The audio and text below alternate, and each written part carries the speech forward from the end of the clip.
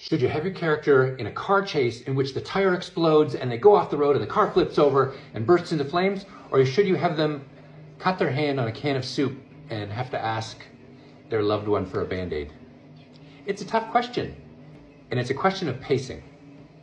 And when you think about pacing, you're thinking about how to maintain the forward movement of your story in a way which keeps the reader engaged, doesn't exhaust them, and feels logical to the way that the story is unfolding. There's some general rules that we can talk about when it comes to pacing. The first rule is that we need to know that all stories move basically like this. They're moving on an upward angle. As you move through the story, the stakes and the intensity rise. There's a sense of it moving. That doesn't mean that every moment is more intense than the last, because that could be exhausting.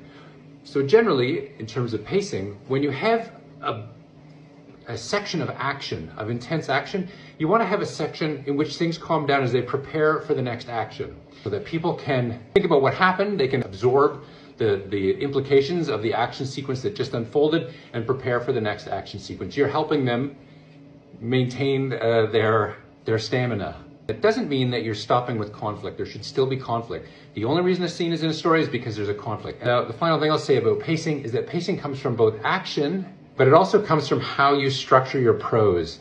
So things like sentence length, word usage, paragraph length, character of dialogue, these all shape pacing, and they're things that you need to be conscious of. If you're writing action, you will tend to write shorter paragraphs, shorter sentences. He runs, the door explodes, she flies across the room, etc. Something more tranquil will tend to have longer sentences. I mean, think about it yourself. When you're in an intense situation, you're not thinking about how the sun feels upon your face. You're thinking about, I'm going to be late for work and lose my job. If you found this useful, share it, give it a like, and if you have any questions or comments, leave them down below and I'll try to answer them for you. And we'll talk again soon. Bye for now.